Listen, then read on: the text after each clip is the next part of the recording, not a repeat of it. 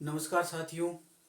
आज हम प्रश्नावली क्रमांक 1.2 का प्रश्न क्रमांक 1 समझेंगे। जैसा कि आप यहाँ बोर्ड पर देख रहे हैं कि सिद्ध कीजिए कि √5 एक अपरिमेय संख्या है।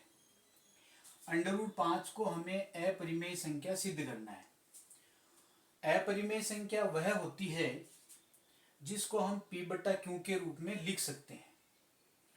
तो इसके लिए हम एक बार मान लेते हैं कि √5 एक परिमेय संख्या है।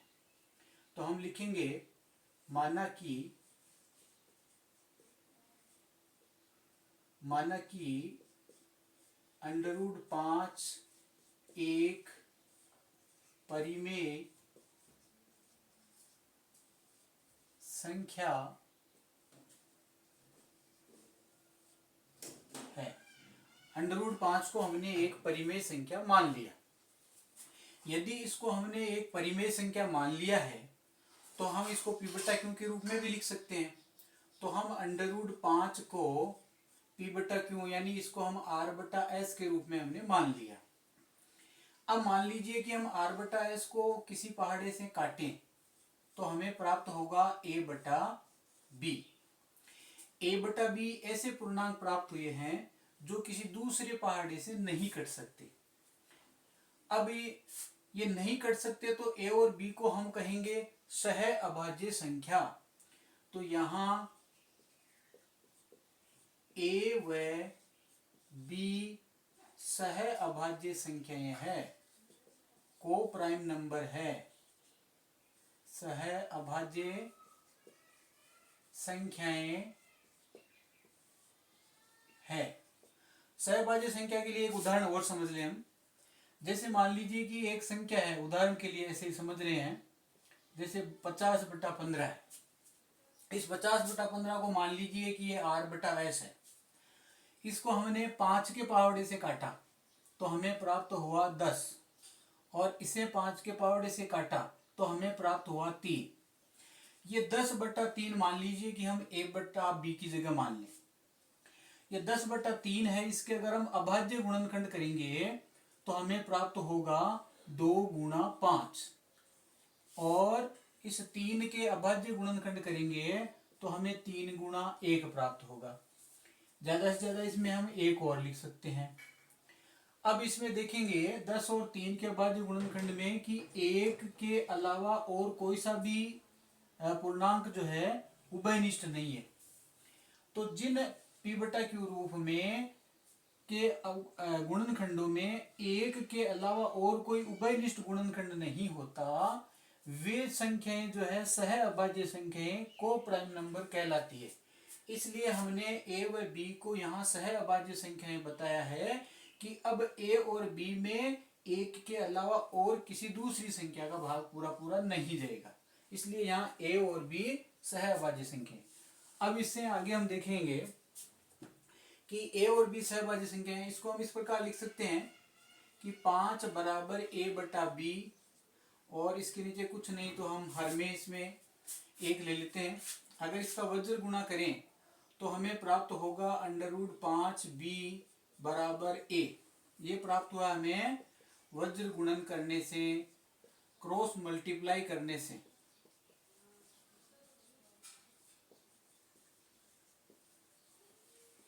ये हमें वज्र गुणन करने पर प्राप्त हुआ है।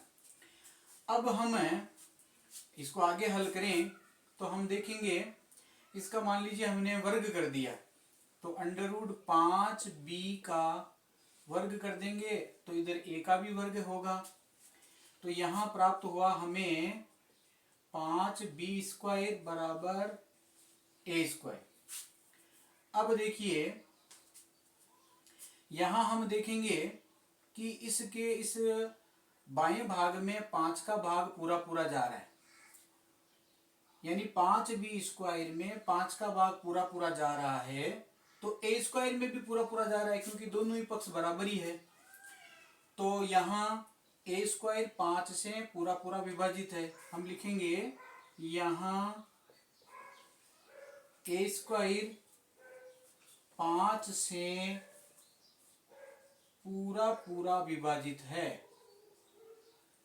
ए स्क्वायर 5 से विभाजित है, 5 से विभाजित है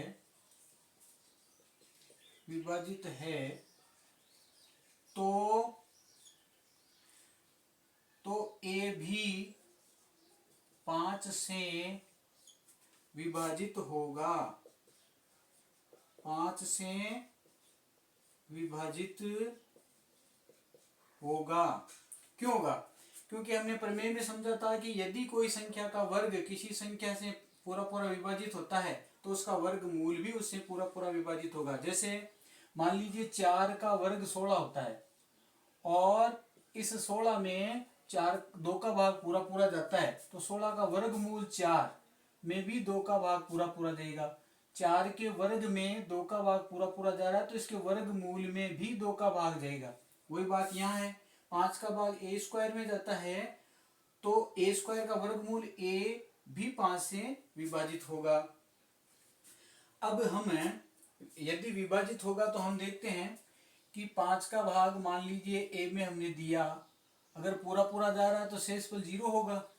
कोई भी भागफल हमें प्राप्त हुआ जैसे सी, तो इसको हम लिख सकते हैं कि 5 और सी ये दोनों का गुणनफल इस ए के बराबर होगा, यानी ए बराबर 5 सी लिख सकते हैं। तो हमने यहाँ लिखा ए बराबर 5 सी। अब इस ए बराबर 5 सी का मान हम यहाँ रखेंगे इसके अंदर। तो यहाँ देखिए जहाँ 5 बी स्क्वायर है वहां तो 5 बी स्क्वायर ही हुआ तथा ए स्क्वायर की में ए की जगह हमने लिख दिया 5 सी स्क्वायर। ये तो ए हो गया, ये स्क्वायर, ये कैसे हुआ? 5 बी स्क्वायर बराबर ए स्क्वायर में ए का मान रखने पर, ए का मान रखने पर, का मान रखने पर ये हमें प्राप्त होगा। अब हम देखेंगे कि इसका अगर हम वर्ग करें, इसको आगे सरलीकरण करें तो ये हमें प्राप्त हुआ 5 बी स्क्वायर और ये हो जाएगा 5 25 सी स्क्वायर। अगर दोनों तरफ 5 5 का भाग देंगे तो हमें प्राप्त हुआ बी स्क्वायर बराबर 5 सी स्क्वायर। अब हम देखेंगे कि यहाँ इस दाएं पक्ष में 5 का भाग पूरा पूरा जा रहा है क्योंकि 5 है। अगर हम बट्टे में 5 लिखेंगे तो 5 से 5 कट जाएगा। इसमें 5 का भाग पूरा पूरा जा रहा है तो बी स्क्वायर में भी 5 का भाग पूरा पूरा जाएगा। तो हम लिखेंगे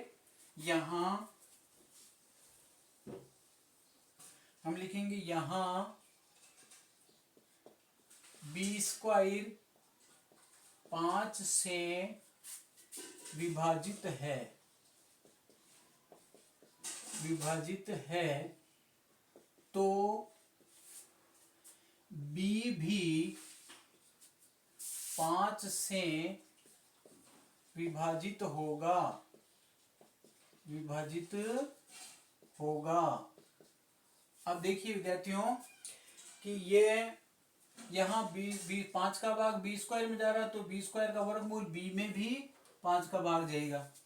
अब इन दोनों कथनों को देखें, एक कथन ये और दूसरा कथन ये, दोनों को देखें कि ये कथन कह रहा है कि इस 5 का भाग ए में पूरा पूरा जा रहा है, ये कथन कह रहा है कि 5 का भाग बी में भी पूरा पूरा जा रहा है।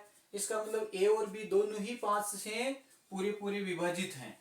तो हम इन दोनों कथनों के लिए लिख सकते हैं कि अतः ए व बी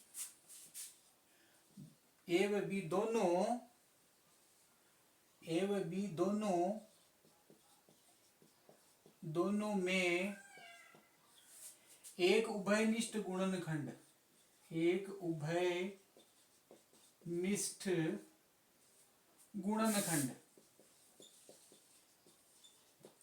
उभयनिष्ठ गुणनखंड 5 है।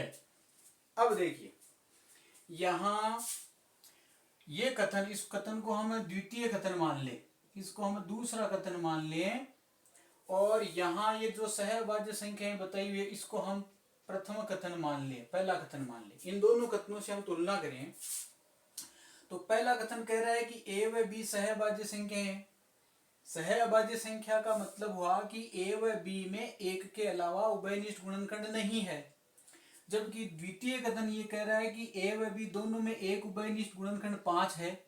यहाँ तो 5 बता रहा है, जबकि यहाँ पर इसको सहअभाज्य संख्याएं बताई हुई है। तो ये दूसरा कथन इस पहले कथन का विरोधाभासी कथन हुआ। तो हम लिखेंगे कि यहां द्वितीय कथन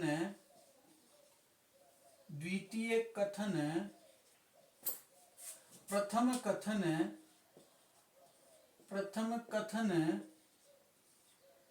का विरोधाभासी है,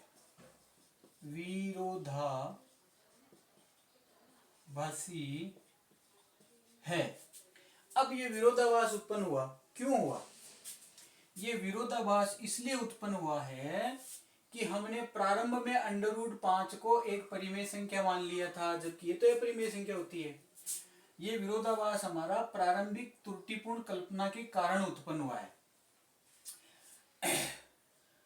यह विरोधाभास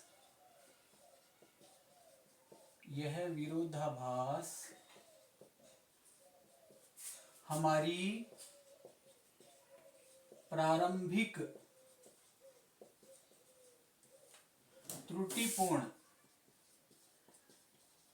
त्रुटिपूर्ण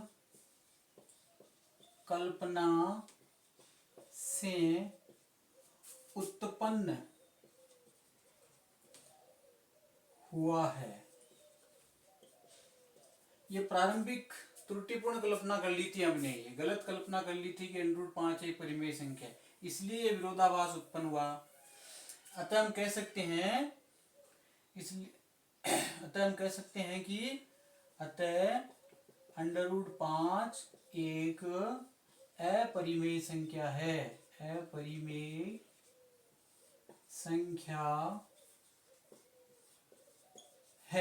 इस प्रकार अपना ये प्रश्न कंप्लीट हुआ। ठीक है, अब हम अगला प्रश्न समझेंगे।